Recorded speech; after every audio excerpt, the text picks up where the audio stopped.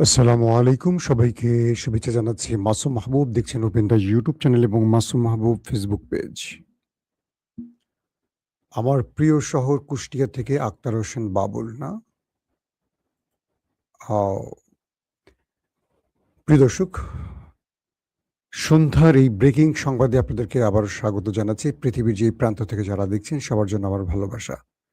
চট্টগ্রাম থেকে দেখছেন নজরুল, ফেনী থেকে জিকু। আ ওকে, অনেকেই কমেন্ট করছেন। দর্শক, মূল যে খবরটি একদম সংক্ষিপ্ত আকারে আজকে বলব, ১০-১২ মিনিটের মধ্যে আমি শেষ করার চেষ্টা করব। সেটা হলো আমেরিকা এবং ইরানের মধ্যে আঘাত পাল্টা আঘাত, অ্যাটাক পাল্টা অ্যাটাক চলছে। একদিকে আমরা দেখছি যুদ্ধবিরতি, অন্যদিকে দুই পক্ষ অ্যাটাক করছে।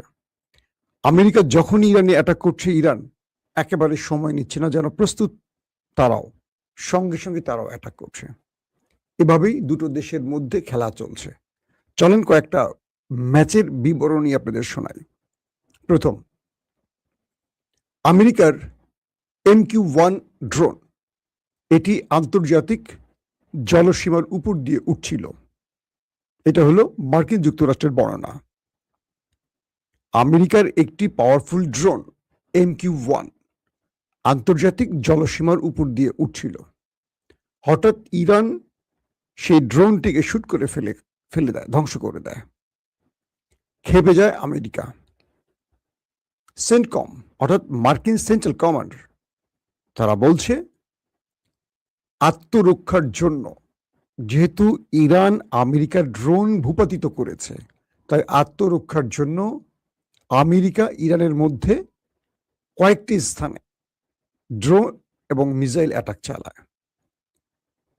এই কেশমপুর আপনাদের যেটা জানাচ্ছি আমরা, আরো কয়েকটি বন্দর আব্বাস, হরমুজ প্রণালী, কয়েকটা টার্গেটে এরকম অ্যাটাক করে। এটা রবিবার থেকে এই ঘটনার সূত্রপাত। এবং ইরান বলছে তাদের কমিউনিকেশন পোস্ট বা সেন্টার বা টাওয়ার, সেখানেও আমেরিকা মিসাইল অ্যাটাক চালিয়েছে। এটা ইরান বলছে। 1 ঘন্টা যেতে না যেতে, আমেরিকার আক্রমণের 1 ঘন্টা পার হওয়ার আগেই ঝাঁকে ঝাঁকে ইরানের ড্রোন এবং মিসাইল কুয়েতে থাকা মার্কিন যুক্তরাষ্ট্রের ঘাঁটিকে টার্গেট করল। কুয়েতের সরকার বা স্বরাষ্ট্র মন্ত্রণালয় সঙ্গে সঙ্গে তার দেশের প্রতিটি জনগণকে মোবাইলে খুদে বার্তা পাঠালো, সবাইকে ওয়ার্নিং দেয়া হলো। সেখানে বলা হলো ইরান থেকে ঝাঁকে ঝাঁকে মিসাইল এবং ড্রোন আসছে, সবাই ঘরের দরজা জানালা বন্ধ করে মাটিতে শুয়ে পড়ো, কেউ বাইরে অবস্থান করো না, কেউ জানালা দরজার পাশে থেকো না, সবাই নিজেকে ঘরের ভেতরে গোপন করে ফেলো, কারণ ঝাঁকে ঝাঁকে মিসাইল এবং ড্রোন আসছে। রাতভর কুয়েতের নাগরিকদের মধ্যে হতাশা, টেনশন, আতঙ্ক ছিল, কারণ তাদের রাডার সিস্টেম দেখাচ্ছে ইরান থেকে ঝাঁকে ঝাঁকে মিসাইল এবং ড্রোন আসছে এবং আসলো, এবং মার্কিন বেজ অ্যাটাক করে ধ্বংস করে দিল। তার আগের অ্যাটাকে মার্কিন 5 জন সেনা গুরুতর আহত হলো এবং তাদের 3টি MQ-9 রিপার ড্রোন ধ্বংস হলো। এবার আমেরিকার উপর আবারও অ্যাটাক হলো। অর্থাৎ আমেরিকা ইরানে যেই সময়টাই কোনো একটি সুযোগ নিচ্ছে, ইরান সঙ্গে সঙ্গে তার সুযোগটি সে নিচ্ছে। আমেরিকাকে ইরান একেবারের জন্য ছাড় দিচ্ছে না। এখানে বিশ্লেষকরা বলছে যে কয়েকটি প্ল্যান আছে আমেরিকার। এক, তারা যে ড্রোন বা ফাইটার জেটগুলো ইরানে পাঠাচ্ছে, ইরানের স্ট্র্যাটেজিক অবস্থাটাকে বোঝার জন্য তারা এই কাজটা করছে, এবং ইরান সঙ্গে সঙ্গে আমেরিকাকে তাদের ভাষায় জবাব দিচ্ছে। কুয়েতে প্রথম আলী আল সালেম বিমান ঘাঁটিতে অ্যাটাকের পর সেখানে বড় রকম ধ্বংস হয়েছে, যদিও আমেরিকা সেটাকে গোপন করছে। পরক্ষণে জানা গেছে তাদের যুদ্ধ বিমান এবং 3টি ড্রোন ধ্বংস হয়ে গেছে এবং বেশ কজন সেনা গুরুতর আহত হয়েছে। বিবিসির একটা প্রতিবেদনে বিবিসি পুরো স্যাটেলাইট ইমেজকে পর্যবেক্ষণ করে যে প্রতিবেদন প্রকাশ করেছে সেটা আরো বিপজ্জনক। বলা হচ্ছে আমেরিকা এবং ইরানের যে 40 দিনের যুদ্ধ হলো, সেই যুদ্ধে 8টি গালফ কান্ট্রিতে, 8টি আরব দেশে থাকা 20টি মার্কিন ঘাঁটি একদম তছনছ করে ফেলেছে ইরান অ্যাটাক চালিয়ে। আমরা এতদিন বলতাম 16টি ঘাঁটির কথা, কিন্তু আজকে বিবিসি প্রকাশ করলো যে 8টি গালফ কান্ট্রিতে মার্কিন 20টি ঘাঁটিকে একদম লন্ডভন্ড করে ফেলেছে ইরান। প্রত্যেকটা ঘাঁটির ইমেজ পর্যবেক্ষণ করে বিবিসি তার প্রতিবেদন প্রকাশ করেছে, এবং সেখানে যে বিশ্লেষকরা কথা বলেছেন তারা বলছেন আমরা শুধু 20টি না, আমরা ধারণা করছি 28টি ঘাঁটি ধ্বংস হয়েছে আমেরিকার। এটা হালকা কোনো ছোট্ট কোনো বিষয় নয়। আরবে থাকা আমেরিকার 28টি ঘাঁটি, যদি আমরা কমপক্ষে 20টি ধরি, যে ঘাঁটিগুলোর পেছনে আমেরিকার বিলিয়ন বিলিয়ন ডলার বিনিয়োগ আছে, এবং এই ঘাঁটিগুলোতে আমেরিকার কি পরিমাণ আধুনিক অস্ত্র শস্ত্র প্রযুক্তি ছিল, সেনাবাহিনী ছিল, তাদের অবস্থা চিন্তা করে তারা কোন হাল হাকিকত এখন আছে। সেই রিপোর্টে আরো বলা হলো ইরানের আক্রমণে যেমন প্যাট্রিয়ট আকাশ প্রতিরক্ষা সিস্টেম ধ্বংস হয়েছে, তেমনি মার্কিন যুক্তরাষ্ট্রের সবচেয়ে বিগ বাজেটের, সবচেয়ে ব্যয়বহুল, সবচেয়ে কি বলবো পাওয়ারফুল প্রতিরক্ষা ব্যবস্থা থার্ড, তারও একাধিক সেন্টার ধ্বংস হয়েছে, ব্যাটারি ধ্বংস হয়েছে।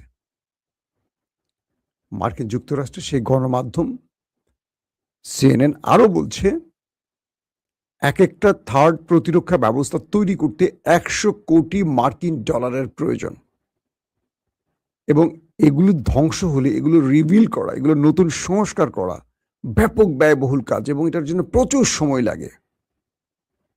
তার মানে ইরান ওই দেশটির মধ্যে যে অ্যাটাক চালিয়েছে এবং সেখানে তাদের যে ব্যাপক ক্ষতি হয়েছে, ক্রমান্বয়ে সেই তথ্যগুলো এখন সামনে হাজির হচ্ছে, একের পর এক তথ্য আসতে শুরু করছে।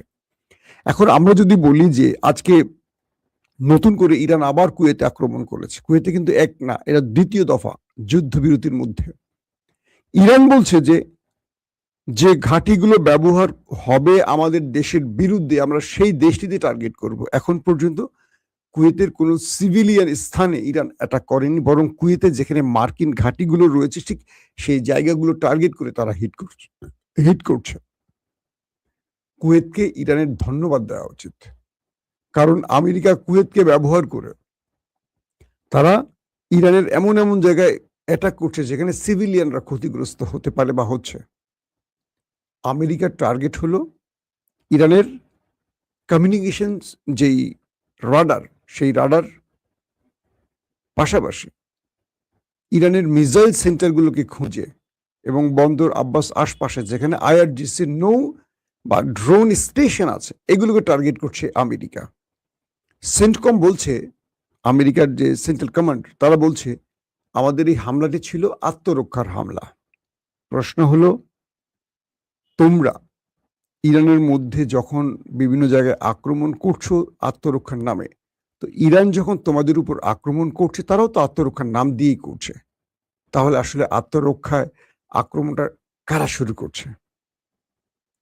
আমেরিকা এই মুহূর্তে একটা বড় রকম চিপার মধ্যে আটকে গেছে, কারণ ইরান আমেরিকা ড্রোন আন্তর্জাতিক জলসীমার উপরে, অর্থাৎ আন্তর্জাতিক যেই ল্যান্ড বা আমরা আকাশ বলি, ল্যান্ড না এটা আকাশই বলি, আমেরিকার ইরান ড্রোন উঠছে, ইরান সেখানে শুট করছে, ইরান আমেরিকাকে তোয়াক্কাই করছে না। আর ইরান অভিযোগ করছে যে এই ড্রোন তার ভূমিতে ঢুকে হামলার পরিকল্পনা করছিল বলে তারা সেটাকে ধ্বংস করেছে। আর আমেরিকা বলছে যে না, এটা আন্তর্জাতিক সীমার উপর দিয়ে সেটা মুভ করছিল, যাচ্ছিল, কোনো অ্যাটাক করছিল না। তাহলে বিগত কয়েকদিনে ইরানের গুরুত্বপূর্ণ কয়েকটি স্থানে যে হামলা করলো, এগুলো কি ভূতে করেছে? দর্শক, আমেরিকা এই মুহূর্তে আরেকটি যুদ্ধের প্রস্তুতি নিচ্ছে, আবার ব্যাকগ্রাউন্ডে আমেরিকা আলোচনার টেবিলেও চালু রেখেছে। একদিকে শেয়ার বাজার সপ্তাহ শুরুতে আর শেষে ওঠানামা করছে মার্কিন যুক্তরাষ্ট্রের ট্রাম্পের বিভিন্ন খেলায়। অস্থির তেলের বাজার, এই দাম উঠছে, এই দাম নামছে। আক্রমণ হচ্ছে, আক্রমণ বন্ধ হচ্ছে, দাম উঠছে, দাম নামছে, বিভিন্ন স্টাইলে চলছে।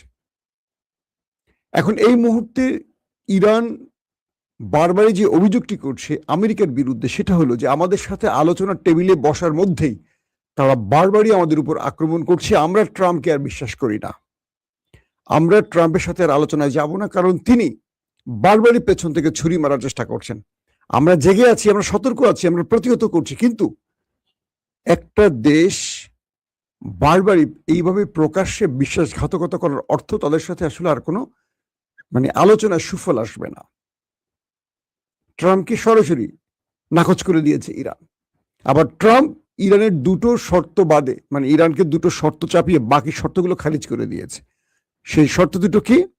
হরমুজ প্রণালীতে ইরান টোল নেবে না এবং ইরান নিউক্লিয়ার বোমা বানাবে না। এই দুটোই এখন আলোচনার বিষয়। আর কোনো আলোচনা ইরান আমেরিকা করতে চায় না, বাকিগুলো সব খারিজ। এই পরিস্থিতির মধ্যে এখন দুই দেশের মধ্যে উত্তপ্ত অবস্থা। কাতারে ইরান যে হামলাটি করলো, সে হামলা দ্বিতীয় যে হামলাটি হলো, কি পরিমাণ ক্ষয়ক্ষতি হয়েছে এটা এখনো তথ্য আসেনি, সেটা হয়তো পরক্ষণে আমরা জানবো। প্রসেসিং চলছে, তথ্য আসার মাত্র আমরা আপনাদের জানাবো। কিন্তু আমেরিকা এইটুকু বুঝতে পারছে যে ইরান প্রতি মুহূর্তে তাদেরকে ট্র্যাকে রাখছে। তারা যেখান থেকে আক্রমণ করছে ইরান জেনে যাচ্ছে। ধরেন সৌদি আরব তাদের ঘাঁটি দিচ্ছে না, কাতার তাদের ঘাঁটি দিচ্ছে না, একদম ডাইরেক্ট বলছে যে না, আমরা আর যুদ্ধ চাই না।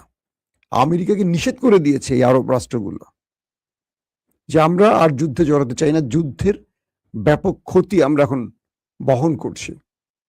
তো আমেরিকা বাধ্য হয়ে লাস্টে কুয়েতকে রাজি করিয়েছে, অথবা জোর করে কুয়েত থেকে হিট করেছে, সেটাও ইরান জেনে গেছে।